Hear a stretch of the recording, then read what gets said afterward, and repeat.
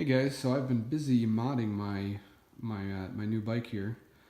This is the 2019 Honda CRF450L, and last night I did a tail tidy on it, getting rid of the behemoth that hangs off the back of this bike. Although I admit it's not as bad as some bikes, but it is still certainly more than most people want to have back there.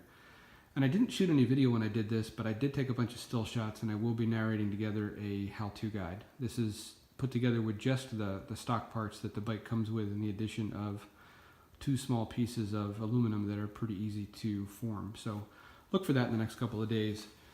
Tonight I am working on handguards, and I bought a set of the Zeta handguards. I've got the bars as well, but these are the pieces that attach to the front with the integrated flasher. I figured I'd take care of the electric stuff first. And I was a bit surprised here. So I know that these are 2 leads. This is just a simple LED module with regulation built in. So feed this 12 volts and it flips on. It's that easy.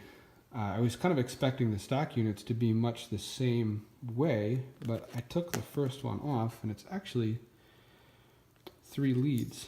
I had thought that since these always stay on as running lights and then flash on and off, that I was gonna find just 2 leads here, and it would just cycle the power on and off when it's flashing, but that's not the case. And I've still got the other one connected, so if I flip the bike on, you'll see there's a central LED that's quite bright, and then there's a bunch of, it's difficult to see through the lens, but there's a bunch of LEDs that run down the side. It looks like there's a PCB in there.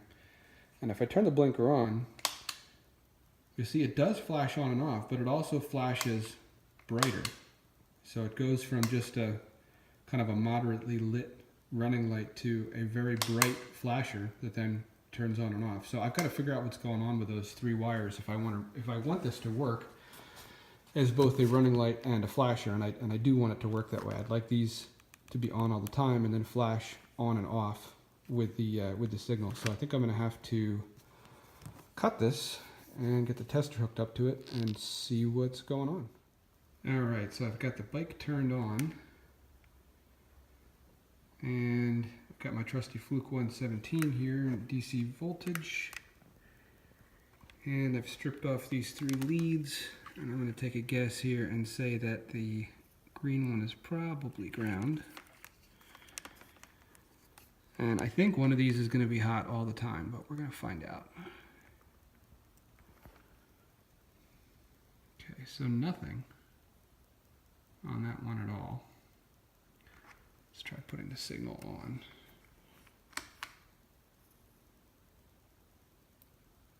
Okay, so that one is pulsing with the signal. So if you were going to attach another signal to just one lead, it would be the orange lead without a white stripe on it. That is unpowered except for when it's flashing. Now I think this other one is going to be powered all the time.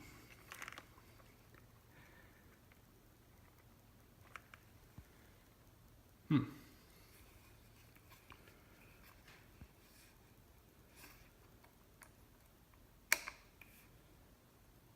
that's interesting. Okay, so the other lead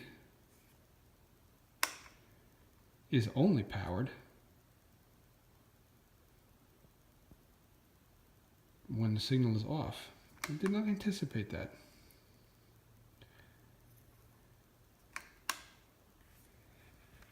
So I wonder if are they flashing beyond the 12 volts? I don't think the response on this multimeter is fast enough.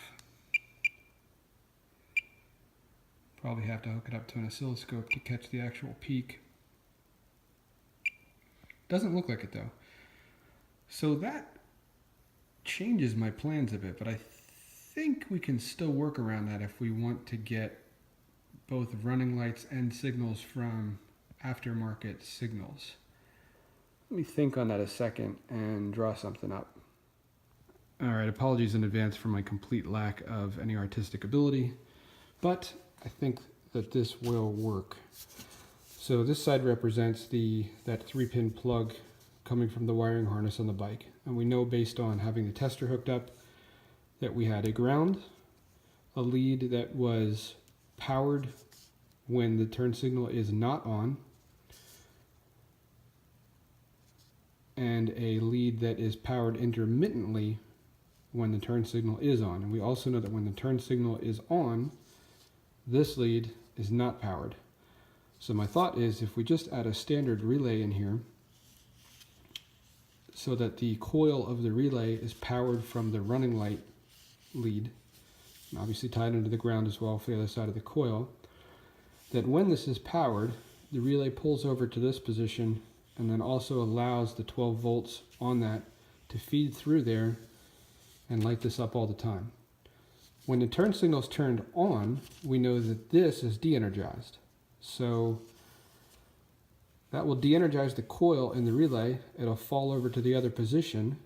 And if we tie that other position into the positive for the flasher, it will pass that pulse through and flash this. At least I believe in theory that should work. Unfortunately, I don't have any relays with 12 volt coils, so I just ordered a couple on Amazon that should come this weekend. But I think that this will work. And I know that 12 O'Clock Labs actually has a module that I think might do this, but it's been a while since I used it, and I'm not sure if it will work with this configuration. Either way though, that thing is, I want to say like 40 bucks, and these relays are probably $2. So I'm going to see if I can DIY this up. But I'll post a follow-up and let you guys know how this goes, because I really like the Zeta flashers to work as both running lights and as flashers.